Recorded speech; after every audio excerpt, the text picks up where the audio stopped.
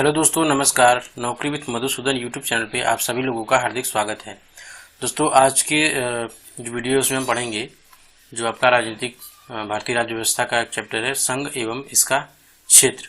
ठीक है, तो इसके बारे में आज हम लोग पढ़ेंगे कि संघ मतलब जो देश है हमारा, उसका क्या क्या अधिकार है और उसके क्या क्या क्षेत्र है, मतलब कार्य क्षेत्र सब लोग पढ़ेंगे इसमें। ठीक है, तो इससे भी क्वेश्चन आते हैं और मैं बताऊंगा कि कैसे क्वेश्चन आते हैं बीच बीच में।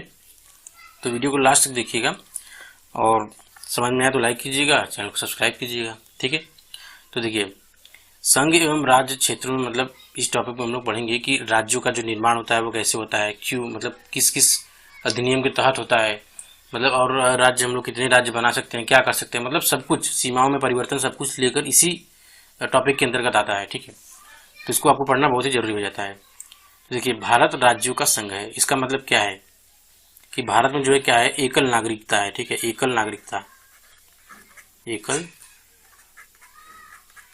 नागरिकता।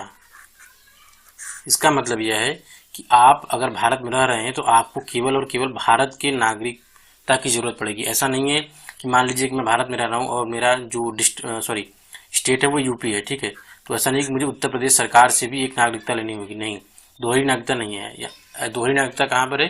दोहरी नागरिकता अमेरिका में है। ठीक है, वहाँ पर नियम है कि अगर आप देश के नागरिक हैं उसके साथ साथ आप संबंधित राज्य, जिस राज्य में रह रहे हो, वहाँ की नागरिकता लेने भी आवश्यकता हो जाती है, यानी कि वहाँ दोहरी नागरिकता है।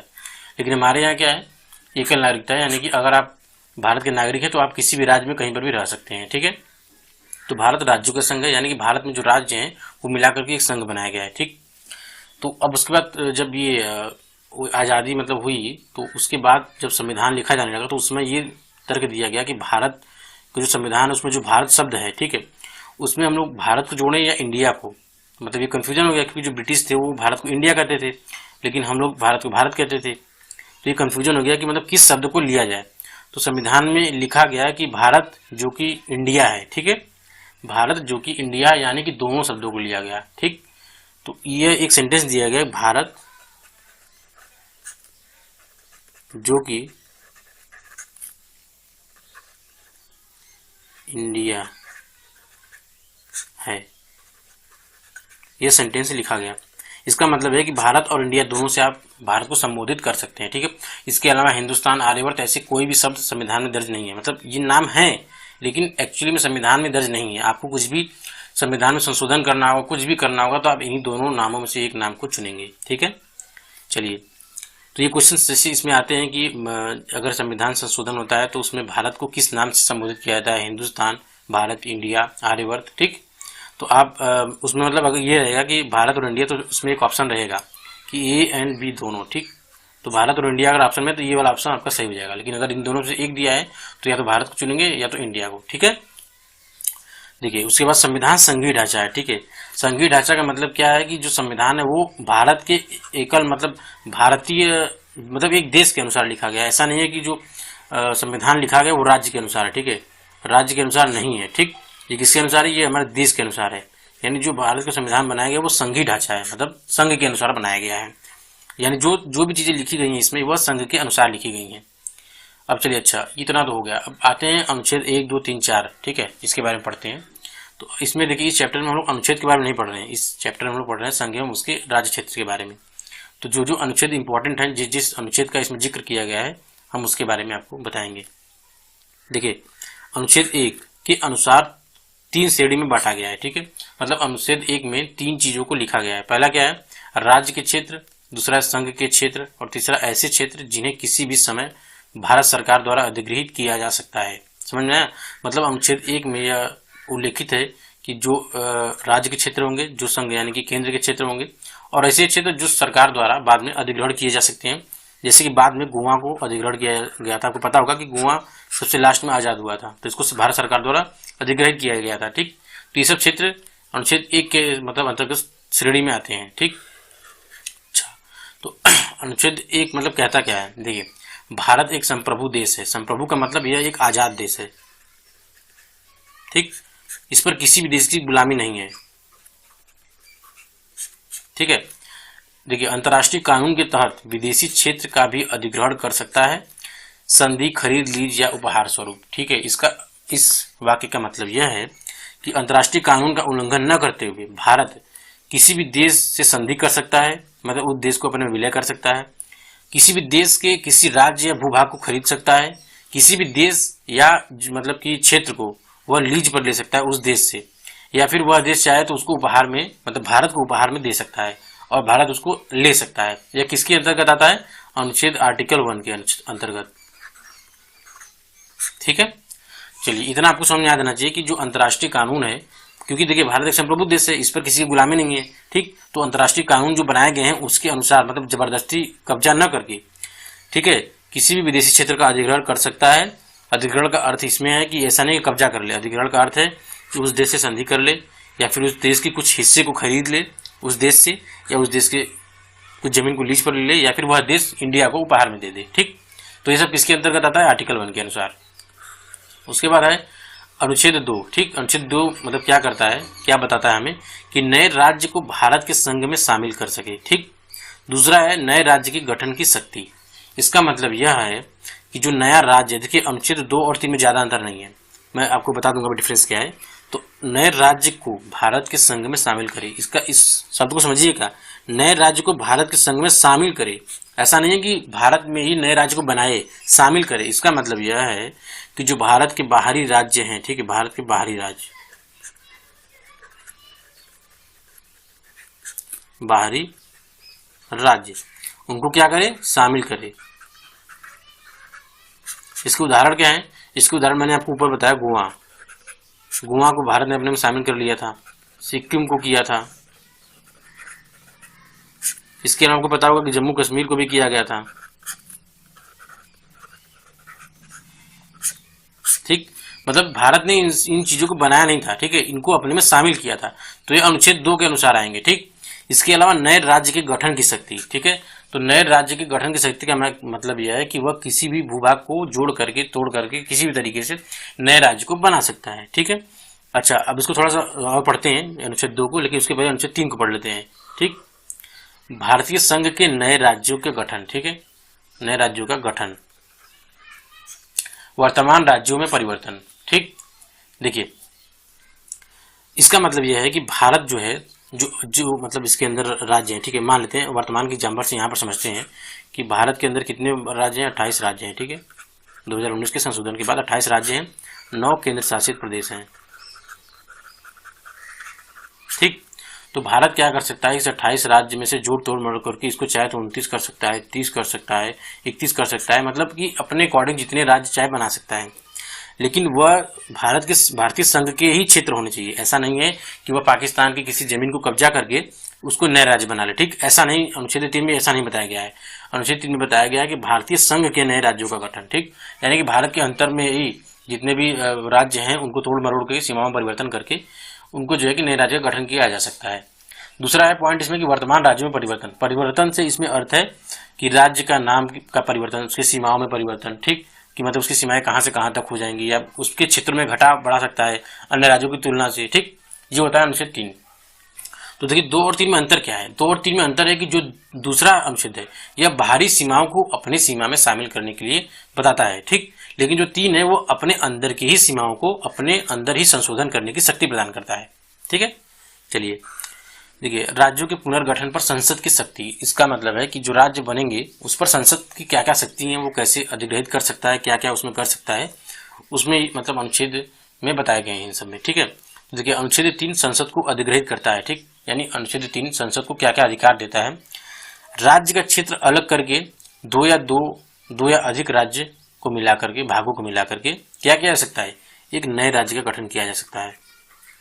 नए राज्य का गठन, इसका मतलब क्या है? देखिए राज्य का क्षेत्र अलग करके 2 या अधिक राज्यों को मिला करके या उसके भागों को मिला करके नए राज्य का गठन किया जा सकता है।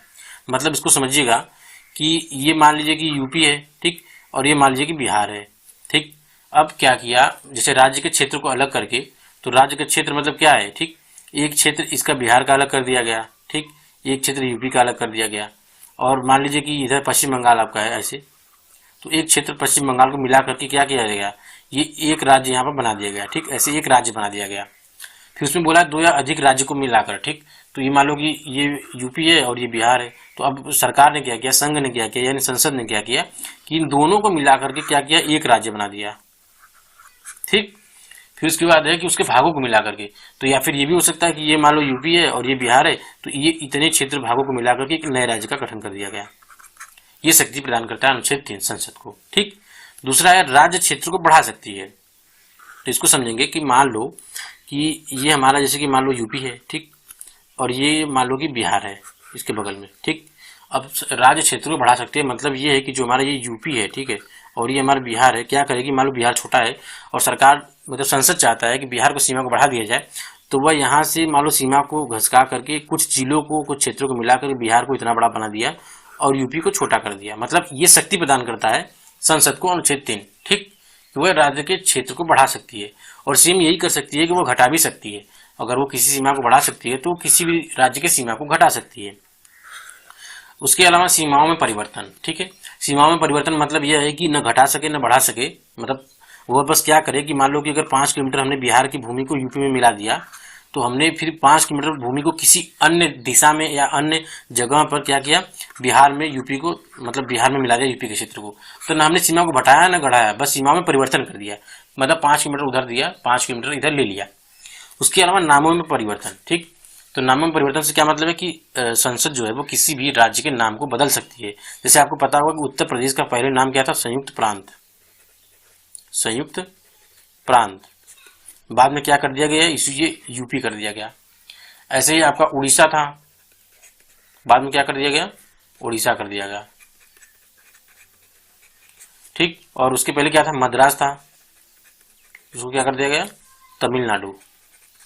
तो सरकार, मतलब सॉरी सरकार नहीं, संसद जो है नामों में परिवर्तन कर सकती है।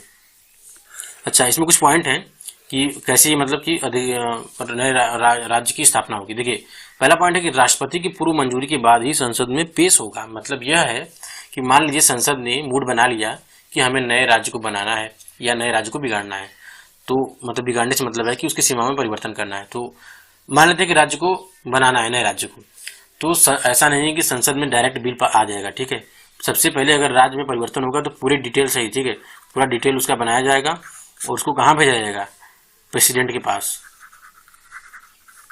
ठीक, प्रेसिडेंट का मतलब है कि राष्ट्रपति के बाद भेजा जाएगा, राष्ट्रपति के पास भेजा जाएगा, राष्ट्रपति उसको पढ़ेगा, समझेगा, विचारेगा, फिर उसको मंजूरी देगा, तब जाकर के वह बिल यानी राज्य के नए गठन का जो बिल होगा वह संसद में आएगा। उसके बाद वो पास होगा, तब जाकर के नए राज्य का गठन होगा। तो इसमें जैसे अन्य जब कानून बनते हैं उसमें क्या होता है कि कोई भी बिल संसद में आता है और संसद जो है उसको पारित करती है, उसके बाद राष्ट्रपति के हस्ताक्षर होते हैं, फिर तब जाकर के वह कानून बनता है। लेकिन राज्य के मामले में क्या होता है कि सबसे पहले ही राष्ट्रपति के पास मतलब कि भेजा जाता है कि हाँ हमने मतलब संसद को एक नए राज्य की गठन करनी है, तो पहले भेजा जाएगा राष्ट्रपति के पास, राष्ट्रपति मंजूरी देगा, उसके बाद ही आगे की प्रक्रिया शुरू होगी, यानी संसद में बिल पास होने को मतलब कि आएगा। ठीक है, अच्छा, उसके बाद क्या होता है कि जब संसद में मतलब कि ये हो जाएगा कि मतलब वहाँ एक राज्य के नए राज्य की गठन करनी है, तो जो संबंधित राज्य के विधानमंडल होंगे उनको वह चीज़ भेजी जाएगी। तो मान लीजिए कि यूपी है, ठीक है, उत्तर प्रदेश में अभी मांग चल रही है कि जो यूपी है, ठीक है, हमारा यूपी है, इसको क्या किया जाए, इसको कि 3 भागों में बांट दिया जाए, एक आपका बुंदेलखंड, एक उत्तर प्रदेश और एक पूर्वांचल। ठीक है, आपने भी सुना होगा कि उत्तर प्रदेश को 3 राज्यों में विभाजित करने की बातें चल रही है या बहुत से लोग मांग कर रहे हैं। तो एक चल रहा है पूर्वांचल की, एक तो यूपी रहेगा ही और एक बुंदेलखंड। तो मान लीजिए ऐसा हम कह रहे हैं कि अगर राष्ट्रपति मंजूरी दे देता है, संसद में बिल आता है, तो संसद क्या करेगा कि अपना जो भी सीमा होगी सब कुछ परिवर्तन करके, मतलब सब कुछ नोट डाउन करने के बाद, एक फाइल बनाने के बाद उसको उत्तर प्रदेश के विधानमंडल में भेजेगा वहाँ का मत जानने के लिए। ठीक है, कि वहाँ के जो विधानमंडल लोग हैं उनका मत क्या है इस राज्य के अलग होने के विचार, मतलब उसमें संबंधित में। तो देखिए यहाँ पर नोट करने वाली चीज़ ये है कि मत जो है निश्चित समय के अंदर होगा, ठीक, देना होगा राज्य को, यानी कि जो संसद होगा वो बोलेगा कि आप 30 दिन के अंदर, 40 दिन के अंदर या 50 दिन के अंदर आप अपने मत को मतलब वो मत देकर जो है वापस संसद को भेजिए। ठीक, लेकिन ये बात भी ध्यान रखने वाली बात है कि मत से कोई प्रभाव नहीं पड़ता है। इसका मतलब यह है कि राज्य के पास कोई शक्ति है ही नहीं कि वह संसद के इस फैसले को रोक सके। ठीक है, बात को समझिएगा। जो संसद है वह सिर्फ इसलिए भेजता है विधानमंडल में कि आपको मतलब सूचित कर दिया जाए कि मतलब आपके राज्य का विभाजन होने वाला है, यह क्षेत्रों को अलग किया जाएगा, यह क्षेत्रों को मिलाकर ये इस राज्य की गठन की जाएगी, आपका मत क्या है इस पर, आपके विचार क्या है, अगर कोई सुझाव है तो आप वो बता सकते हैं, ठीक। लेकिन संसद उनके सुझाव, उनके मत मतलब कि मानने के लिए बाध्य नहीं है, ठीक है। अगर ये इसमें से 0 लोग भी मत देते हैं कि मतलब राज्य का विभाजन नहीं होना चाहिए, मतलब तब भी राज्य का विभाजन हो ही जाएगा अगर संसद चाह जाए तो, ठीक।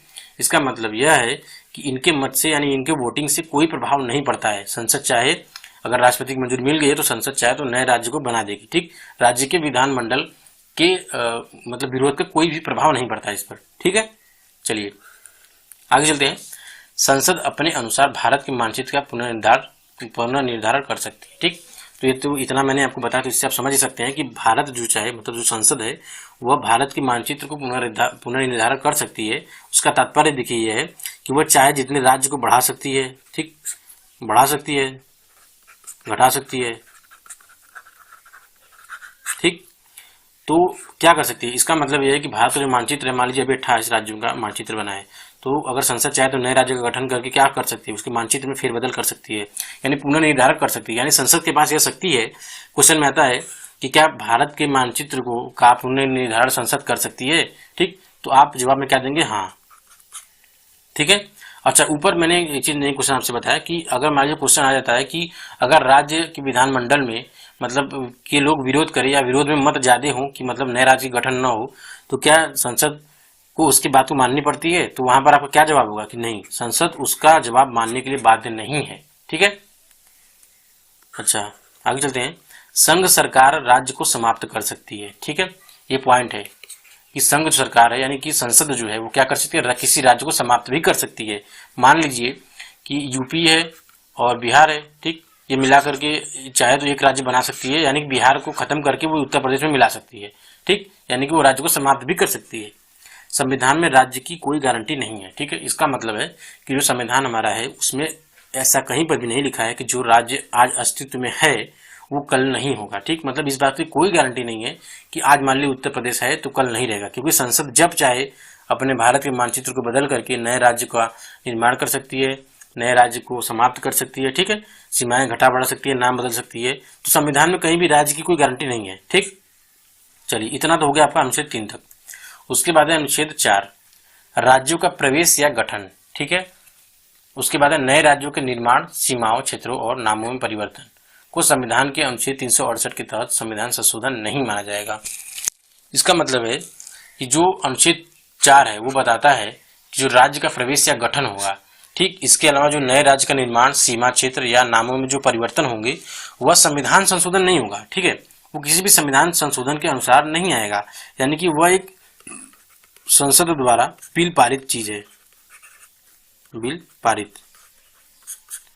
मतलब कि अगर आप मान लीजिए नए राज्य को बनाते हैं, सीमा में परिवर्तन करते हैं, क्षेत्र में बदलते हैं, नाम को बदलते हैं, ठीक, तो उसको संविधान के अनुच्छेद 368 के तहत संशोधन नहीं माना जाएगा, यानी कि वह संशोधन नहीं है, वो संविधान में संशोधन नहीं है, वो तो राज्य की सीमाओं में संशोधन है, उसके नाम में परिवर्तन है, ठीक, सीमाओं में सब कुछ ये सब, लेकिन ये किसी भी तरीके से संविधान के अनुच्छेद 368 के तहत संशोधन नहीं माना जाएगा, ठीक है। तो ये अनुच्छेद हमें 4 बताता है, क्या बताता है कि जो हमारे राज्य का निर्माण होगा, प्रवेश होगा, गठन होगा, कुछ भी होगा, जो भी राज्य से संबंधित कार्य होंगे वह किसी भी तरीके से संविधान में संशोधन नहीं माने जाएंगे, ठीक है। उसके बाद है, क्या संसद को यह अधिकार है कि वह किसी भारतीय क्षेत्र को समाप्त कर किसी अन्य देश को दे दे? तो इसका जवाब क्या होगा, नहीं। अर्थात इसका मतलब है कि संसद चाहे, मतलब इस प्रश्न का मतलब है कि क्या संसद चाहे तो किसी राज्य को समाप्त करके या किसी क्षेत्र को समाप्त करके किसी अन्य देश को दे दे। तो इसको मतलब ऐसे समझते हैं कि मान लीजिए पाकिस्तान है और इंडिया है हमारा, ठीक, तो क्या इंडिया के संसद के पास ऐसा पावर है कि वह जम्मू कश्मीर के क्षेत्र को पाकिस्तान को सौंप दे? तो आपका जवाब क्या होगा, नहीं, संसद के पास ऐसा कोई भी पावर नहीं है। तो संसद मतलब कि कोई भी क्षेत्र मतलब भारत के किसी अन्य देश को नहीं सौंप सकती है। तो कैसे सौंप सकती है? इसको सौंप सकती है जो आपका संविधान में संशोधन करके, संविधान में संशोधन करके, ठीक। इसका मतलब है कि संसद सिर्फ बिल पास कर देने से किसी राज्य को या किसी क्षेत्र को किसी अन्य देश को सौंप नहीं सकती है, सौंप सकती है, ठीक है, लेकिन संविधान में उसे संशोधन करना पड़ेगा कि हम फला फला क्षेत्र को अपने देश के उससे निकाल करके उस देश को दे रहे हैं। फिर वह जो बिल होगा वह पारित होगा, 2/3 बहुमत से संसद में पारित होगा, दोनों सदन में पारित होगा, उसके बाद संबंधित राज्य में वह विधानमंडल में पारित होगा, उसके बाद ही वह किसी अन्य देश को सौंपा जा सकेगा। अगर वह पारित नहीं होता है तो वह नहीं सौंपा जा सकता है, ठीक है। यानी बिना संविधान में संशोधन किए केवल संसद जो है किसी भी भारत के क्षेत्र को किसी अन्य देश को नहीं दे सकता है, ठीक। देखिए उसके बाद है, भारत व अन्य देश के बीच सीमा निर्धारण के लिए संवैधानिक संशोधन की जरूरत नहीं है, ठीक है। इसका मतलब यह है कि मान लीजिए भारत और मान लीजिए कोई भी देश है, मान लीजिए बांग्लादेश है, ठीक,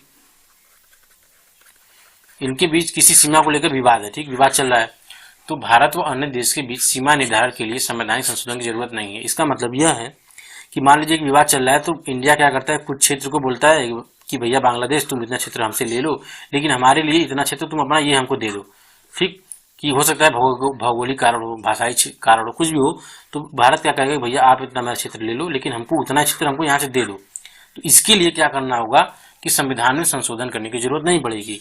इसके पहले मैंने आपको बताया कि अगर भारत जो है अपने किसी क्षेत्र को किसी अन्य देश को देता है तो उसके लिए संशोधन की जरूरत पड़ेगी। तो यहाँ पर भी आप देखेंगे कि मान लीजिए कि भारत बांग्लादेश को अपना कुछ क्षेत्र दे रहा है तो उसको संशोधन की जरूरत पड़नी चाहिए, ठीक, संशोधन की, लेकिन जरूरत नहीं पड़ेगी। क्यों? क्योंकि वो उतना ही क्षेत्र उस देश से ले भी ले रहा है, यानी सीमा निर्धारण के लिए संवैधानिक संशोधन की जरूरत नहीं पड़ती है, ठीक है। अच्छा, उसके बाद देखिए बांग्लादेश के साथ क्षेत्रों का आदान प्रदान, ठीक है, यह एक महत्वपूर्ण चीज है, इसमें थोड़ा समझिएगा कि अच्छा इसके पहले मैंने एक चीज आपको नहीं बताई इसमें कि भारत व अन्य देश के बीच सीमा निर्धारण के लिए संवैधानिक संशोधन की जरूरत नहीं है। इसके पहले यहाँ पर क्या संसद को यह अधिकार है कि वह किसी भारतीय क्षेत्र को समाप्त कर किसी अन्य देश को दे दे? तो यहाँ पर एक मामला था बेरूबाड़ी का, ठीक है, बेरूबाड़ी का, ठीक, इसकी मांग मतलब पाकिस्तान इसको मांग रहा था, ठीक है, पाकिस्तान नहीं मांग रहा था, एक्चुअली वो जो बांग्लादेश था आपका, ठीक है, वो मांग रहा था।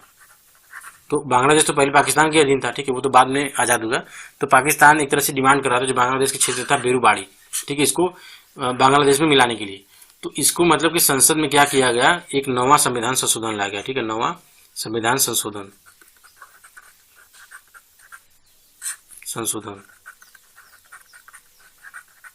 नवे संविधान संशोधन में क्या किया गया कि बेरूबाड़ी को जो है कि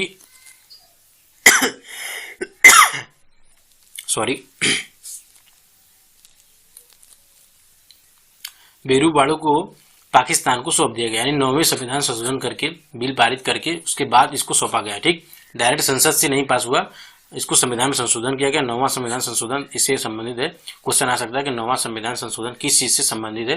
तो बेरूबाड़ी जो जगह थी उसको बांग्लादेश यानी पाकिस्तान को सौंप दिया गया था, ठीक है। चलिए अच्छा, यहाँ पर देखिए बांग्लादेश के साथ क्षेत्रों का आदान प्रदान, ठीक, 100वां संविधान संशोधन अधिनियम 2015, ठीक, कुछ भूभाग बांग्लादेश को दिया जाए और कुछ भूभाग बांग्लादेश से लिया जाए, जैसे मैंने बताया। तो 2015 में, ठीक है, 2015 में क्या हुआ, 100वां संविधान संशोधन पारित हुआ, उसमें कुछ भूभाग जो है इंडिया ने क्या किया, बांग्लादेश को दिया, और कुछ बांग्लादेश ने क्या किया, इंडिया को दिया। तो क्या दिया, भारत में 111 विदेशी अंतर क्षेत्रों को दिया, किसको, बांग्लादेश को, ठीक, और बांग्लादेश में क्या किया, 51 विदेशी अंतर क्षेत्रों को भारत को दे दिया। तो ये क्षेत्रों का आदान प्रदान हुआ। तो ये किसके कौन संविधान संशोधन के अकॉर्डिंग हुआ था, तो 100वें, ठीक, 100वें संविधान संशोधन अधिनियम 2015 के अकॉर्डिंग बांग्लादेश और भारत के बीच कुछ क्षेत्रों का आदान प्रदान हुआ था। क्वेश्चन आ जाएगा कि अगर कितने, तो आप उसमें लिखेंगे भारत ने 111 विदेशी अंतर क्षेत्रों को बांग्लादेश को दिया और बांग्लादेश ने 51 अंतर विदेशी क्षेत्रों को भारत को दिया था, ठीक है। तो ये थे बच्चों आज के आपके टॉपिक, ठीक है।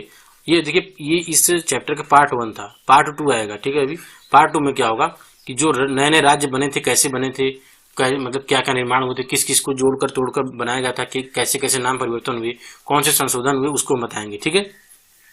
तो ये पार्ट 1 आप पूरा देखेंगे तभी आपको पार्ट 2 समझ आएगा। तो पार्ट 1 को आप देख लीजिएगा और जो कल की हमारी वीडियो होगी पार्ट 2 आएगी, ठीक है। उसमें होगा कि जो नए राज्य आजादी के बाद जो नए राज्य गठन हुए थे, ठीक, नए राज्य गठन उनके बारे में आएगा, ठीक है। तो इनके बारे में आपको अच्छे से बताएंगे। तो आप तैयार रहिएगा कल की वीडियो के लिए भी, ठीक है। इसी ऊर्जा के साथ कल भी मिलेंगे। तो अगर वीडियो पसंद आएगा तो लाइक कीजिएगा, कोई भी बात होगी तो कमेंट कर दीजिएगा हमको, ठीक है। तो मिलेंगे अगले वीडियो में, तब तक के लिए धन्यवाद दोस्तों।